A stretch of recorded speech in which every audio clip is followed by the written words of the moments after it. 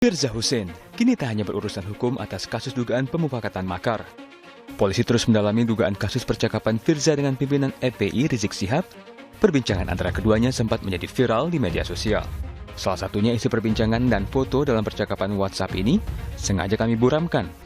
Tentang beredarnya ada rekaman fitnah yang mengatasnamakan Firza Husein, juga saya sekali lagi saya katakan itu semua adalah fitnah. Firza Husein juga sudah menyampaikan bantahan melalui juru bicaranya. Saya ini sudah kenyang difitnah selingkuh sama perempuan, difitnah serobot tanah negara, difitnah menghina Pancasila, difitnah anti Bhinneka Tunggal Ika. Jadi udah segudang fitnah yang ada. Kalau Habib Rizik ngomong ngasih kode ke saya boleh, tapi kalau dia yang ngomong itu pinter-pinter dia kali. Habib punya keterlaluan batas, saya bilang. Saya dianggap apa? Jangan Bib. Bib, saya bilang pemimpin bisa tumbang karena wanita. Maksudnya saya hampir gila gara-gara masalah ini. Saya lebih gila, Bib. Teman-teman saya semua menegur saya. Gini, hei Habib, saya bilang ya. Selama ini saya mau tanya sama Habib. Habib kan punya mata. Habib lihat apa yang selama ini saya bawa Ratna dan Ahmad Dhani ke Habib supaya semua jadi baik.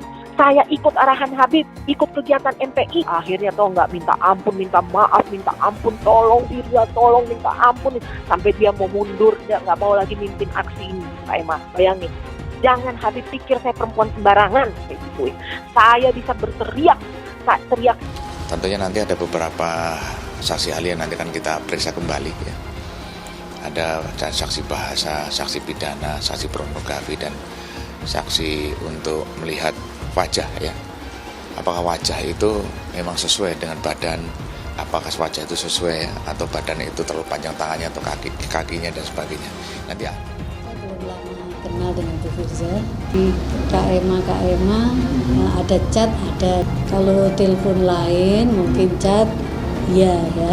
Mereka datang tiba-tiba, sementara kan penggeledahan itu prosesnya saya harus mendampingi pengacara. Cuman mereka memaksa untuk saya nggak usah didampingin pengacara.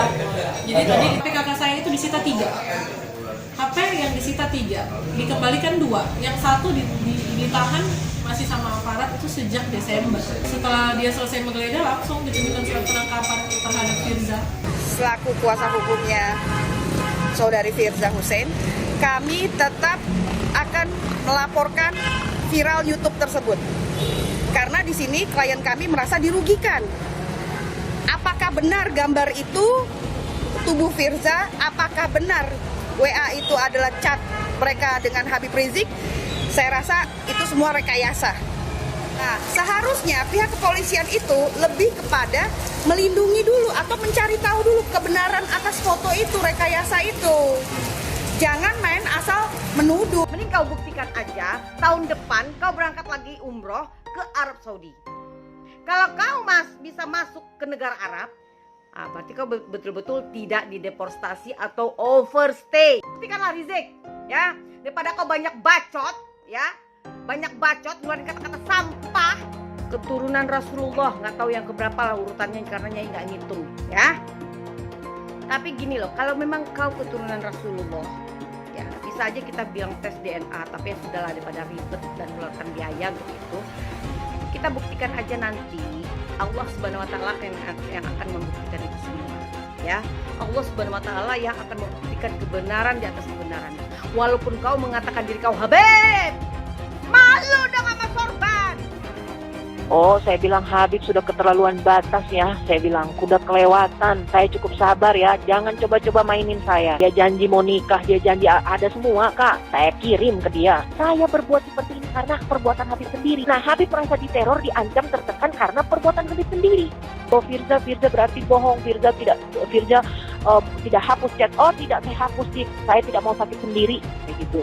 Mulai hari ini, mulai saat ini, siapapun termasuk pejabat Indonesia, baik yang di dalam negeri maupun di luar negeri, kalau ada yang mengatakan saya overstay, saya akan tuntut secara hukum.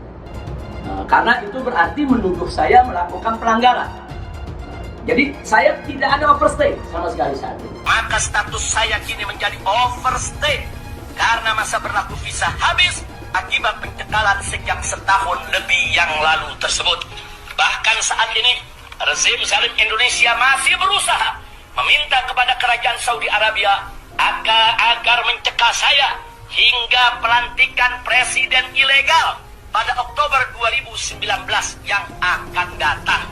Ya, saya sebut presiden yang akan datang, yang akan dilantik pada bulan Oktober tahun 2019 adalah presiden ilegal. Dia itu akan dideportasi. Karena apa? Melakukan pelanggaran imigrasi. Nah, sekarang ini ya, Rizik Syihab itu ingin pulang ke Indonesia tapi tidak mau dideportasi.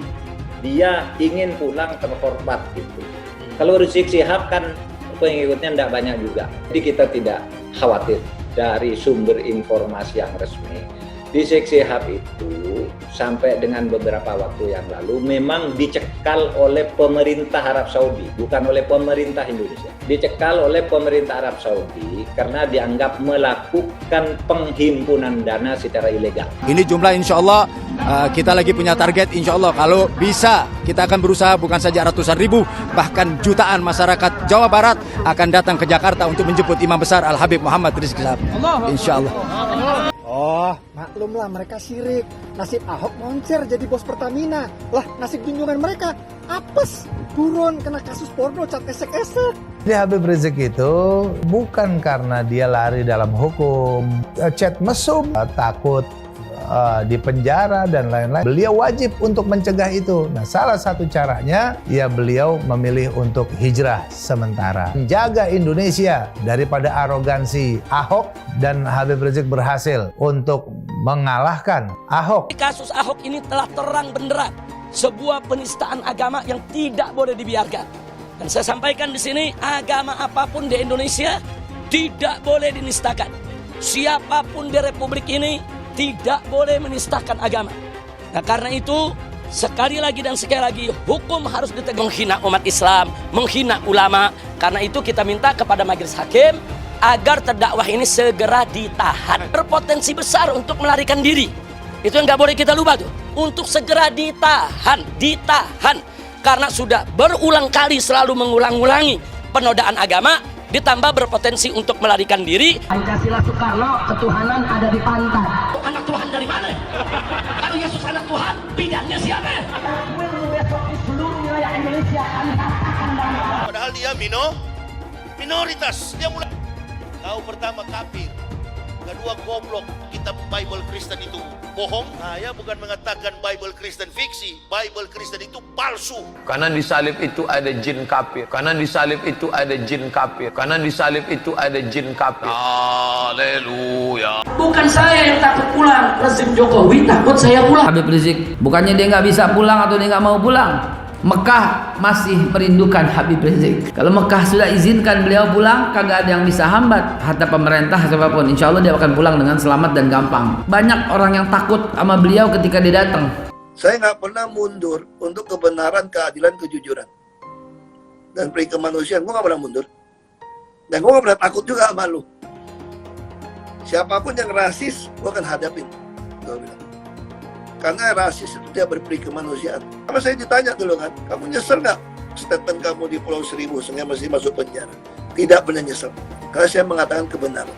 Hai teman-teman, saya mau memperlihatkan transaksi saya hari ini lakukan trading di eToro. Ini bukti transaksi saya untung $4.500 US, itu sekitar 68 juta rupiah. Semua keuntungan bisa saya dapatkan dengan fasilitas copy trading di eToro. Kalau saya bisa, kalian juga bisa guys. Oke, itu yang mau saya tunjukkan. Like video ini sekarang juga dan gunakan link di kolom deskripsi, maka kalian berhak dapat bonus kalian. Promo ini ada masa waktunya, jadi jangan ketinggalan. Bukan cuma itu saja, transaksi tidak dikenakan fee, baik itu investasi saham, trading forex, komoditas, bitcoin, dan lainnya. Kalian bisa melakukan transaksi berapa kali pun atau unlimited trading. Dan tidak ada fee sama sekali. Jika transaksi di tempat lain sudah berapa fee-nya. Setelah nonton video ini, ayo bergabung dengan eToro hari ini, gratis dan tidak ada minimal deposit. Pastikan kalian menggunakan link di kolom deskripsi untuk mendapatkan welcome bonus. Kalian bisa menggunakan bonus $100.000 di akun virtual untuk latihan. Bukan cuma itu, kalian akan dapat kelas trading online gratis senilai 3 juta rupiah atau $200 jika kalian deposit di bulan ini. Selamat menonton guys, enjoy! Hai semua, dengan saya Jonas Leong. Terima kasih banyak buat kalian penonton setia yang selalu menonton di channel ini. Saya secara personal sangat menghargai waktu kalian. Dan saya sudah menganggap kalian sebagai family karena kalian selalu support di channel ini. Bagi kalian yang selalu menuliskan opini kalian di kolom komen, saya baca komen kalian satu persatu. Saya baca komen kalian untuk mengetahui opini kalian, tanggapan kalian, dan masukan kalian sangat berguna untuk video selanjutnya. Terima kasih banyak buat kalian yang selalu menekan tombol like di awal video. Video seperti ini membutuhkan waktu dan juga research. Dan ini semua gratis untuk kalian. Jadi pastikan kalian menekan tombol like-nya supaya saya mengetahui kalian menyukai konten yang saya bagikan. Tentang beredarnya ada rekaman fitnah yang mengatasnamakan Firza Husein, juga saya, sekali lagi saya katakan, itu semua adalah fitnah. Dan kita tahu, alhamdulillah kemarin, bahwa Firza Husein juga sudah menyampaikan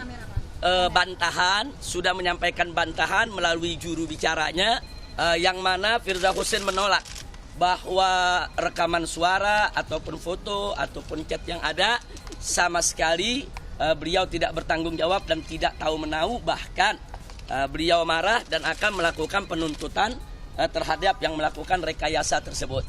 Nah, adapun soal fitnah semacam ini saya sampaikan kepada semua yang ada di sini, saya ini sudah kenyang difitnah. Difitnah beristri 6, difitnah selingkuh sama perempuan, kemudian difitnah terima sogokan 100 miliar, difitnah serobot tanah negara, difitnah menghina Pancasila, difitnah anti Bhinneka Tunggal Ika. Jadi udah segudang fitnah yang ada.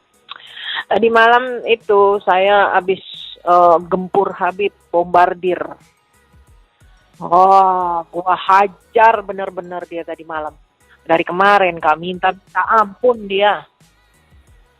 Saya bilang Habib sudah keterlaluan batas ya. Saya bilang udah kelewatan. Saya cukup sabar ya. Jangan coba-coba mainin saya bilang. Ya, saya sudah punya firasat tidak enak. Saya bilang Habib tidak jelas. Dia kaget kan. Loh Firza berarti bohong. Firza tidak hapus chat. Tidak, saya hapus Bib. Saya tidak mau sakit sendiri. Kayak gituin. Ada dia janji mau nikah, dia janji mau nikah, dia janji ada semua Kak. Saya kirim ke dia. Stres dia Kak Emma. Tolong Firza, tolong. Sudah saya tidak mau lagi berjuang. Dia bilang saya suruh orang lain aja mimpin. Saya bilang saya tidak ada punya niat ya. Saya bilang saya tidak punya niat untuk memberi Habib sakit atau apa. Tapi saya pengen ini murni, jangan dicampur aduk cinta saya sama Habib dengan yang lain. Saya bilang gitu. Jangan coba-coba. Saya bilang ampun Firza, iya. Tapi Kak, nggak jelas juga itu. Nggak jelas juga. Kalau Habib Rizik ngomong, ngasih kode ke saya boleh. Tapi kalau dia yang ngomong, itu pinter-pinter dia kali. Tentu Habib Rizik oke. Tapi Kak Emma, saya kasih kena bagiannya dari kemarin. Sampai tadi subuh dia WA, iya Firza, semoga Firza sejuk hatinya. Coba begitu. Saya bilang, Bib, saya berbuat seperti ini karena perbuatan Habib sendiri. Nah, Habib merasa diteror, diancam, tertekan karena perbuatan Habib sendiri. Tapi saya ini cukup sabar, Bib. Habib keterlaluan batas, saya bilang. Saya dianggap apa? Jangan, Bib. Bib, saya bilang, pemimpin bisa tumbang karena wanita. Saya gituin. Pertama dia ngamuk-ngamuk kan, Firza mau ini saya, udah Firza ini. Awal dia ngamuk tuh kayak mau, saya lawan, saya nggak peduli. Firza saya stres, saya ngedrop. Saya lebih stres, saya lebih ngedrop. Saya lawan Kak Emma. Dia bilang Firza saya hampir gila gara-gara masalah ini. Saya lebih gila, Bib. Teman-teman saya semua menegur saya tidak pernah berkelakuan seperti ini. Saya bilang begitu. Sampai kaki saya dijahit, saya gituin. Habib udah kelewatan batas sama saya ya. Perbuatan Habib sudah keterlaluan. Gituin Kak Emma. Jangan dicampur aduk hubungan saya, percintaan saya dengan Habib dengan urusan politik, tata harta. Macam-macam saya ngomong Kak Emma. Ngamuk, saya nggak tahu kenapa masuk jin kali. Ngamuk, iya Kak Emma. Terus saya bilang gini, hei Habib, saya bilang ya, selama ini saya mau tanya sama Habib. Habib kan punya mata. Habib lihat apa yang selama ini saya bawa Ratna dan Ahmad Dhani ke Habib supaya semua jadi baik, semua jadi baik bersatu. Saya ikut arahan Habib, ikut kegiatan MPI, diklat pengajian ini itu ikut. Habib suruh saya, Habib sarankan, iya. Saya patuh dan taat. Habib suruh saya deketin bidadari satu yang tidak pernah saya lakukan seumur hidup. Saya lakukan, gila. Saya bilang, Habib gila. Saya gituin. Ngamuk saya Kak Emma. Akhirnya nggak minta ampun, minta maaf, minta ampun, tolong Firza, tolong minta ampun. Sampai dia mau mundur, dia nggak mau lagi mimpin aksi ini Kak Emma. Bayangin. Saya bilang, saya tidak ada niat ya, tidak ada niat menteror, mengancam ataupun menekan. Saya tidak ingin Habib sakit, tapi perbuatan Habib yang buat saya seperti ini. Jangan Habib pikir saya perempuan sembarangan, kayak gituin. Saya bisa berteriak, teriak. Buktikanlah Rizik, ya, daripada kau banyak bacot, ya, banyak bacot ngeluarin kata-kata sampah seperti yang kau bilang itu, informasi sampah, ya. Sekarang aku juga wajar dong mengatakan kata-kata sampah. Mending kau buktikan aja, tahun depan kau berangkat lagi umroh ke Arab Saudi. Kalau kau bisa masuk ke negara Arab tanpa ada pencekalan, tanpa ada pemeriksaan yang ketat, ya kau lolos masuk ke negara Arab dan kau bisa umroh atau kau bisa jalan-jalan lagi seperti yang kau bilang di statement kau tadi, berarti kau betul-betul tidak dideportasi atau overstay. Ya, kau buktikan aja, jangan usah banyak bacot. Ya, pusing kita dengernya. Katanya kau ini, ya, katanya ente itu ulama, keturunan Rasulullah, nggak tahu yang keberapa lah urutannya karena Nyai nggak ngitung, ya. Tapi gini loh, kalau memang kau keturunan Rasulullah, ya bisa aja kita bilang tes DNA, tapi ya sudahlah daripada ribet dan mengeluarkan biaya untuk itu. Kita buktikan aja nanti, Allah Subhanahu wa taala yang akan membuktikan itu semua. Ya, Allah Subhanahu wa taala yang akan membuktikan kebenaran di atas kebenaran, dan tidak ada satupun manusia yang bisa melawan kekuatan Allah Subhanahu wa taala. Walaupun kau mengatakan diri kau Habib, ulama ataupun ustaz, tapi kalau Allah mengatakan kau salah, kau zalim, kau sombong, kau ujub, kun fayakun. Apapun bisa terjadi atas kuasa Allah. Ya, tidak ada yang bisa melawan kekuatan Allah. Rasulullah aja, Nabi Muhammad itu nabi yang berkata santun. Dia tidak pernah mencela, dia tidak mencaci maki, dia tidak pernah menghina atau memfitnah orang.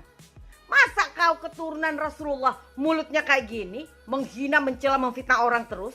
Malu dong sama sorban. Lalu kalau kau betul-betul katanya keturunan Rasulullah, ya nggak mungkin juga kan ada informasi kau dideportasi seperti statementnya Dubes.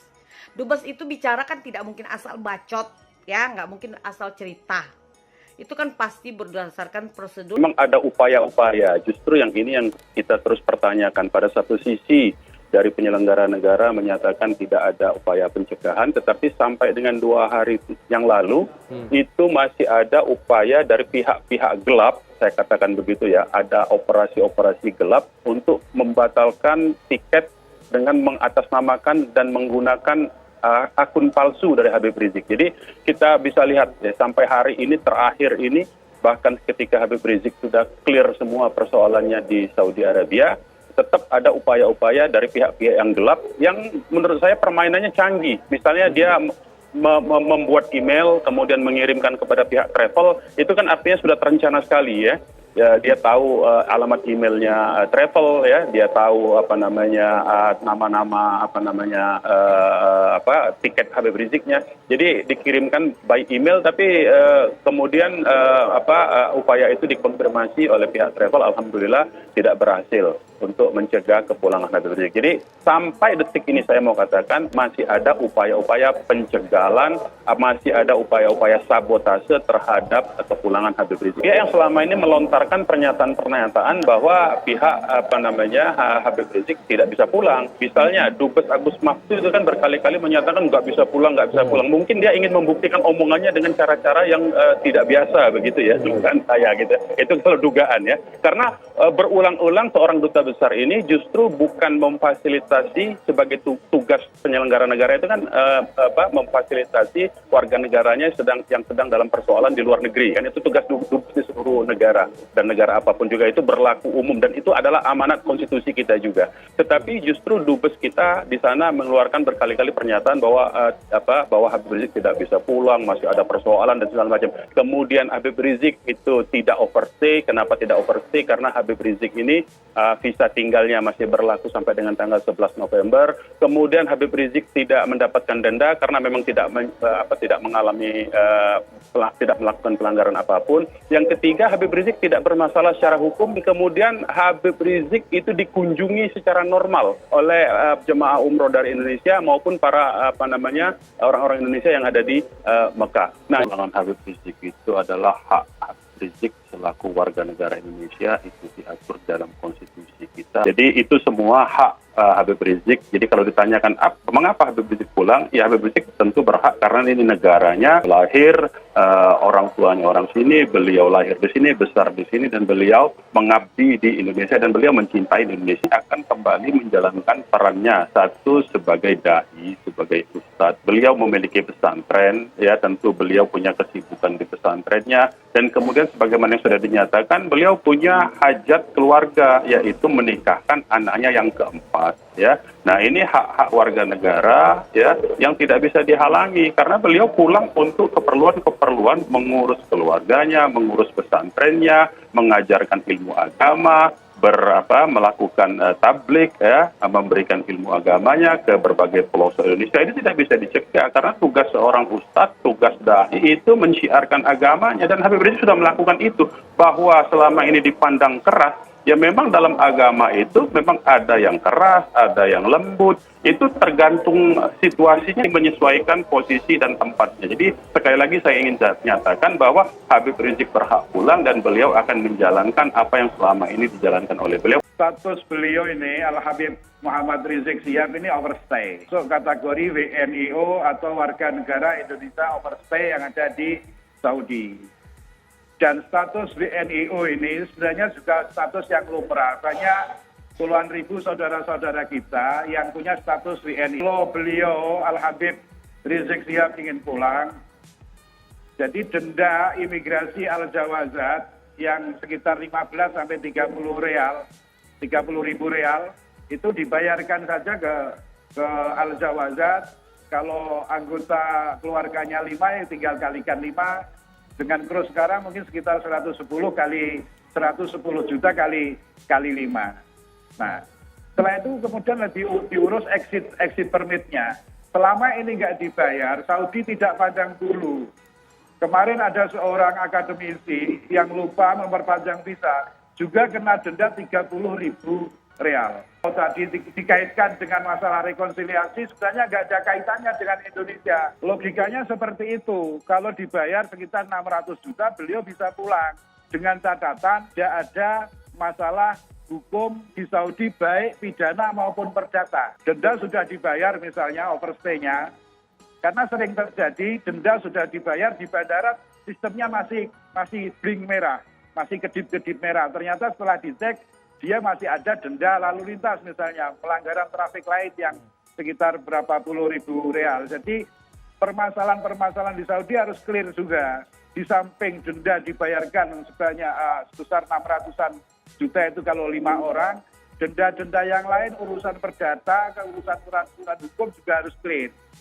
Sampai sekarang saya nggak tahu apakah ada permasalahan hukum perdata atau pidana, karena Habib Rizik terakhir telepon saya sudah sekitar tahun yang lalu, setelah itu nggak ada telepon lagi. Kami kebetulan sering ngobrol sama beliau canda-canda karena kami sama-sama besar dari pesantren. Perlu saya garis bawahi bahwa sampai hari ini Al-Habib Muhammad Rizik Syihab tidak pernah mengajukan permasalahannya ke perwakilan Republik Indonesia di Arab Saudi. Artinya saya berharap Al-Habib Muhammad Rizik Syihab juga tidak mengeluarkan statement dari Arab Saudi yang kemudian menjadi terjadi satu statement beliau yang mungkin tidak enak didengarkan di Saudi ketika beliau mengatakan Presiden Indonesia adalah Ra'isun Ghairu Syar'iyyin, presiden ilegal. Ini kan membuat kita yang ada di sini yang KBRI berarti KBRI yang ilegal. Kita tidak menganggap itu serius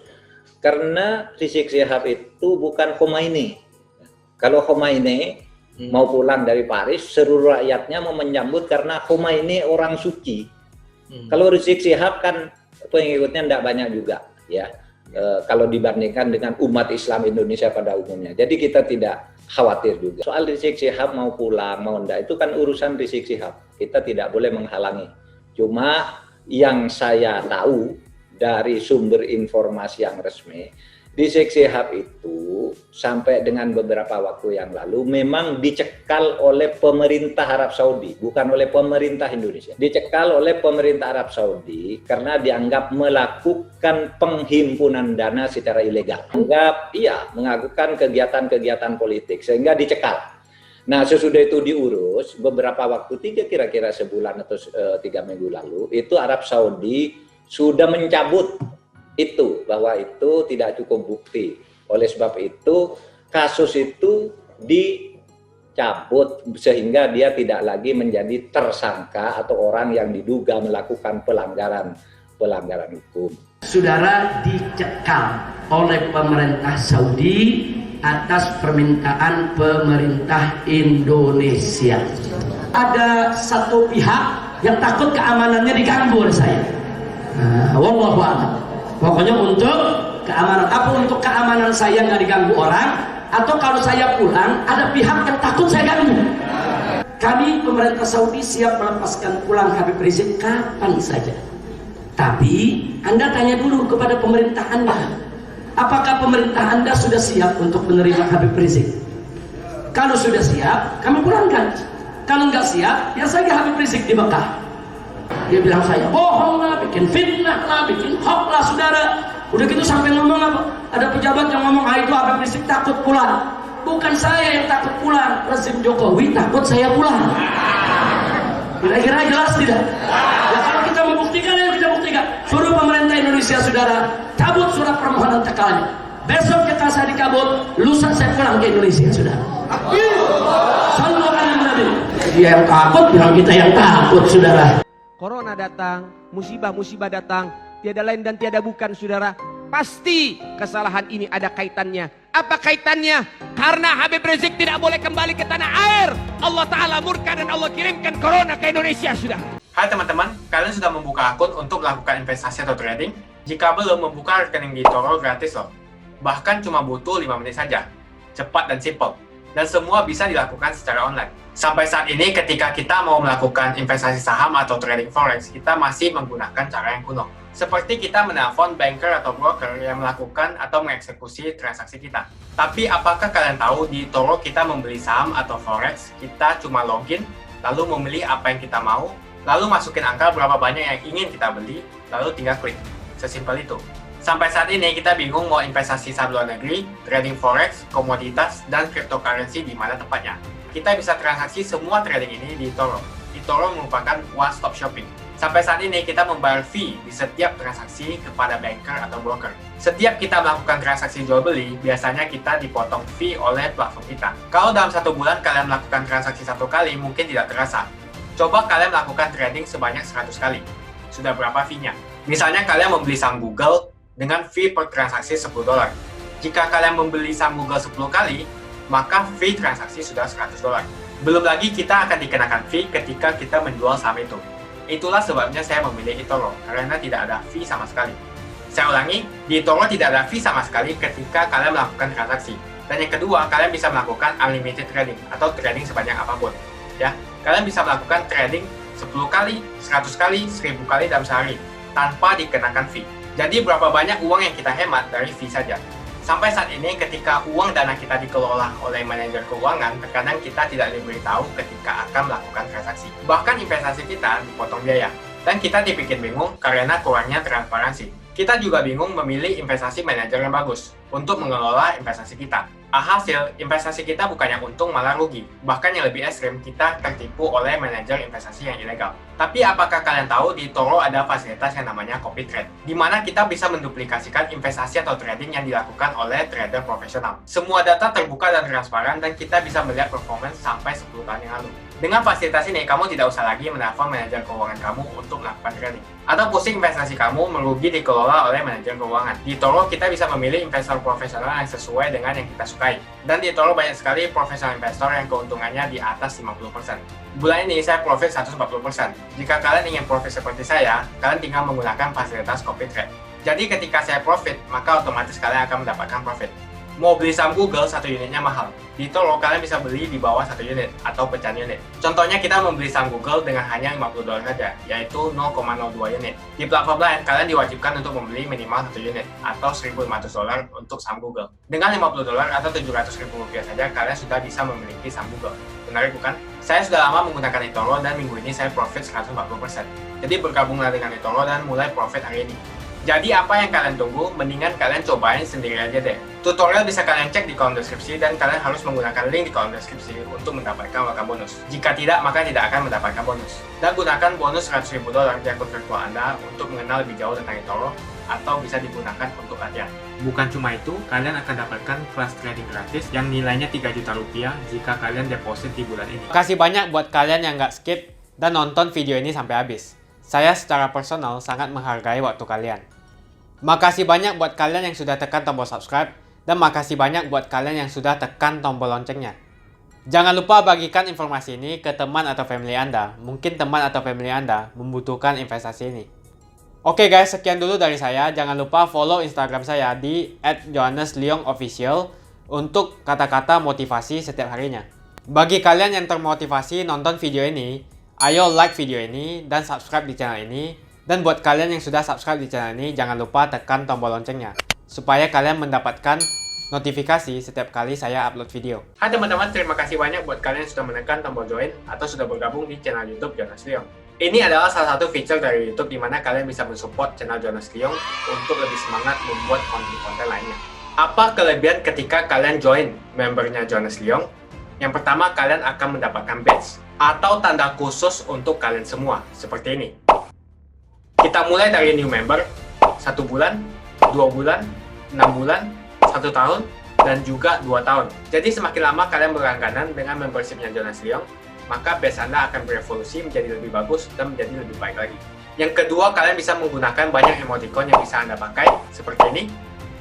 Jadi kalian bisa berekspresi menggunakan emoticon yang sudah saya sesuaikan untuk kalian semua pendukung Jonas Leong. Tentu saja ada perbedaan antara orang yang belum membership dan sudah.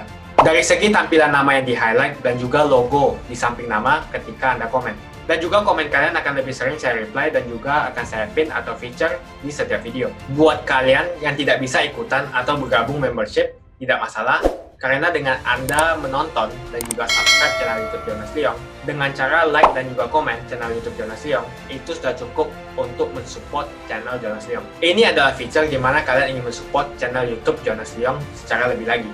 Oke teman-teman, terima kasih banyak untuk support yang kalian berikan kepada channel YouTube Jonas Leong.